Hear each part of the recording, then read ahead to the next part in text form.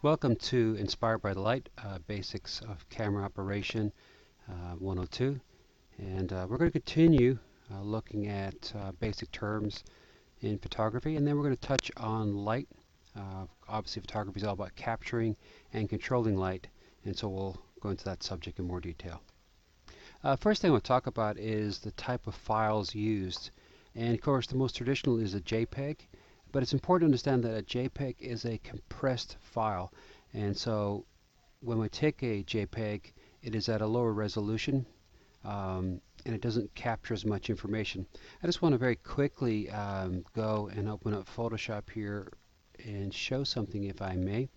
And let's just pull up, let's see here, a picture if I can. So if I pull up one of these pictures, this is a raw file, and what I like about raw files is the ability to really make a lot of changes. Here you'll see change in terms of the white balance, and I'll get into more of that in a minute. But if I just pull this along, you can see how dramatically that white balance changes very quickly, and how I can really work on that. And you can see I've got a lot more controls. I can also go in here and I can actually change the profile, and this is something that I will show in a little bit later, explain in a little more detail. I can go in here and I can change some chromatic aberration effects as well. So a JPEG doesn't provide this information, doesn't record at 240 ppi, it records at 72 ppi, so it's a smaller file, there's less data. For example, when we're often doing a wedding, if you were to do it strictly on JPEGs, you probably go through maybe 12 or so gig, but when we're doing it with raw files, we'll go through 30-40 gig at a wedding. A lot more memory required, but again, we're gaining a lot more information. So it is an uncompressed format, the raw, and as I said, it allows us to correct things. It does require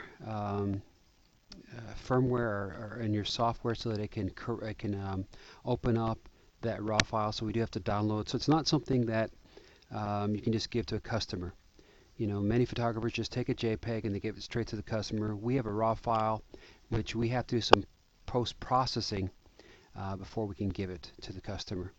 And that's one of the differences I believe in, that we're not just giving a JPEG. We care and we're concerned about our photographs, making sure they're right, and so we do some post-processing. We clean them up. Another file format is the TIFF, and I should also mention here the Photoshop file, the PSD. Once we've taken this raw file into Photoshop, we want to keep it in a non-compressed format, and that typically for Getty would be a TIFF, or I will save it in a Photoshop file. That will also keep with it the layers, and when we get into Photoshop and look at some things in Photoshop, you'll find there are layers. So these are much bigger files. So that 30 gig to 40 gig all of a sudden becomes about 100 gig of material from a wedding once we've converted it all to Photoshop files. I brought up the term white balance. You saw a minute ago when I was looking at the raw file, white balance. What is white balance? Well, a camera doesn't understand what white is, and it has to be taught. You know, white is actually all colors combined together. And if you ever taken a picture under fluorescent, you get like a green color because cameras don't know what white is, and as I said, have to be trained. In the field, when we're taking a wedding, we have filters so we can actually take white balance reading. But if you move and there's a different source of light and the light changes, that white balance needs to be corrected. In a lot of pictures, and I see a lot of wedding pictures, for example, or especially event pictures, you'll often see a yellow cast or colors are not correct. I even see it in videography. And it's because the white balance was not right. So it's important that we get the white balance right. It does make things look more natural, and it allows us to do a lot more Photoshop. If the white balance is off, you try to do a change or correction in Photoshop, you know, add a little more color to the picture, make it more vibrant, it just really knocks things off. Things just don't look right. And white balance is looked at, and if I go back real quick to the Photoshop file, and I bring one up, a raw file, you will see here it actually goes from blue all the way to yellow, and we refer to this in temperature. So this 5,900 is referred to as Kelvin. If I drop this down to around 3000, this would be if we were photographing this in tungsten light, it would be around 3000 Kelvin. If we're doing flash, which we did, around 5000. If you go up, daylight and such light, and let's just pick, it's got some here, so tungsten, you can see there how cold blue it looks in here because it wasn't done tungsten. If we go to daylight, 5000, cloudy, 6500, and you can see how quickly the color changes. So it's very important that you get that white balance correct. Now, in saying that, there's sometimes that you want to maybe play around with that white balance. So again, having a raw file really allows us to have more flexibility and control. Continuing on here with white balance a little bit, I've taken pictures of cold winter scenes, and I've dropped it down a little bit, gone a little colder on the white balance down towards the blues, and it really brings out the blues a lot more. I've sometimes used it where I have people with blue eyes that just want to get a little more, so you can play around sometimes. The camera has an automatic, so for example, if I pick tungsten, it'll pick 2850. Sometimes 3000 is actually a better number, and I found that cameras don't get it perfectly right, and it's better to actually manually correct. If you've got a white balance filter and the lighting stays the same, you'll find that gives a much better reading. Chromatic aberrations. What are these? Well, again, I'm just going to go straight to Photoshop, and I'm going to pull up a different picture if I may. Let's see if I got one. And let's bring up another raw file. And here we have an outdoor scene. And I'm going to bet if I zoom in, you see right now we're at 15%. If I zoom into 100, let's just have a look here, and I'm already beginning to see right there. You can see this red, and you can actually see green here as well.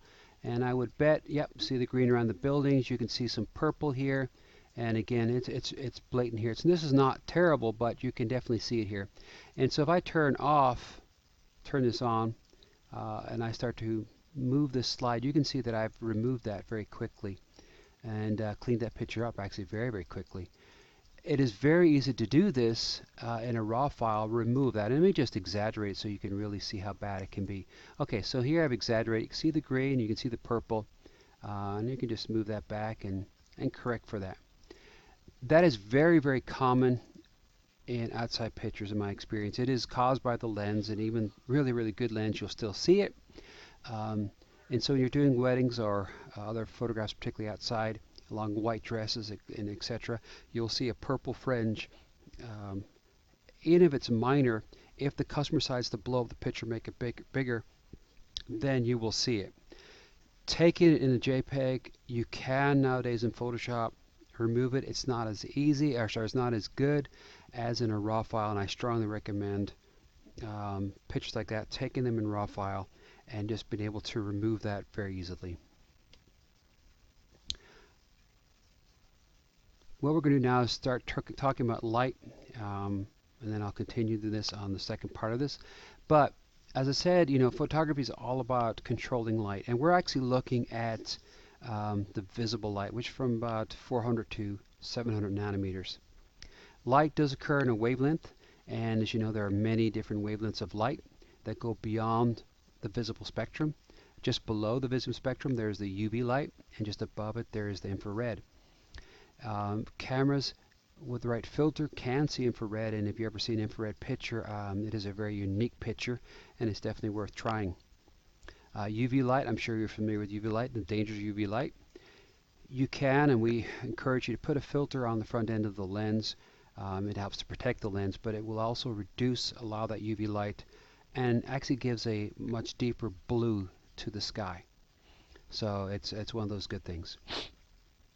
Another thing I want you to realize regarding light is light travels in straight lines. So when we talk about light, we can always got to think about light in straight lines when we're thinking about setting up lights, strobes, as in flashlights and softbox lights and all these different types of light. We got to think of straight lines, and as we start to where we're going to put reflectors, where we're going to put things to diffuse the light, where we're going to put things to block the light.